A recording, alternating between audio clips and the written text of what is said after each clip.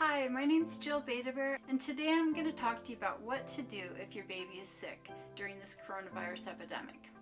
Tip number 1, you have to hold your baby. Now, if it were my child, I would have the attitude that if we go down together.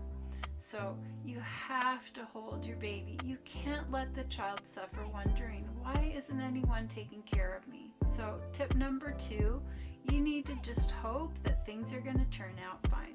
Chances are, even if you do contract the disease, you'll both recover, and thankfully there have been few cases of children who have contracted the disease, so that's good, and especially considering how many bugs our kids come down with when they go to school.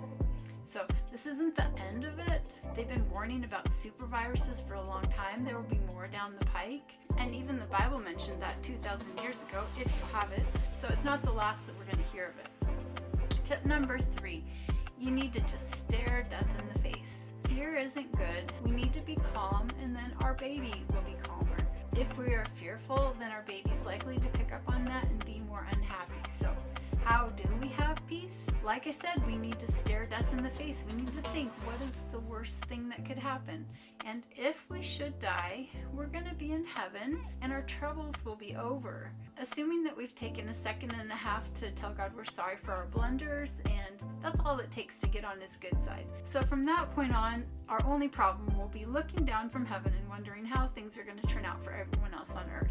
So that's a little bit of a difficult subject, and some of you might squirm that I even brought it up, but many people are thinking about what will happen if they die, and it's something to think about. So my 4th tip is, there are some things that you can do to try to keep yourself safe when you're holding your baby. You can wear a mask, you can wear gloves, you can wear a protective cloth that you take off when you're done and set somewhere without contaminating anything else. These things aren't super effective, but they're better than nothing, and it would be nice if we could have access to personal protective equipment like the gowns that we wear. I've worn those when I've cared for my clients. I'm a healthcare worker, and they're really nice because you can just take them off. It does reduce the germ load quite a bit, but they don't really sell those anywhere to the general public, so maybe they'll change that. You never know. So we're in new days now. Things are not going to be the same as they were before the virus, and I'm doing a series on that, on how our lives are going to be affected financially. And the people that are doing well during this are the people that have online businesses. The traditional brick and mortar businesses obviously are suffering because people aren't going out. So it's something for all of us to think about, if there's some way that we can have an online presence. And I've been personally working overtime to try to develop that for myself and my family. I've even been trying to get my kids involved in online business, and some of this work has been a stress on my family, on our relationships, which is another thing that I'm working overtime to try to balance out. And I'm going to be talking about too, like how to deal with the stresses of the coronavirus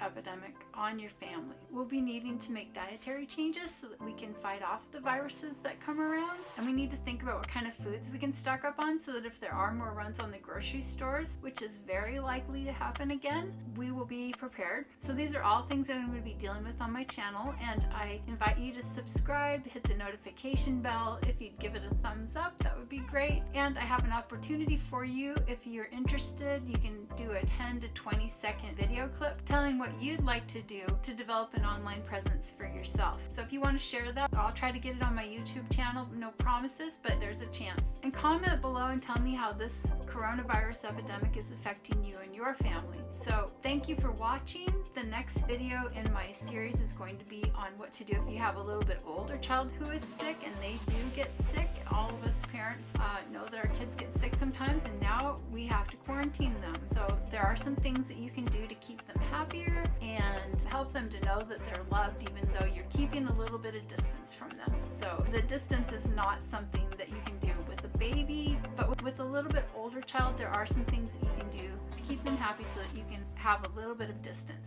So thank you for watching, and we'll see you in the next video.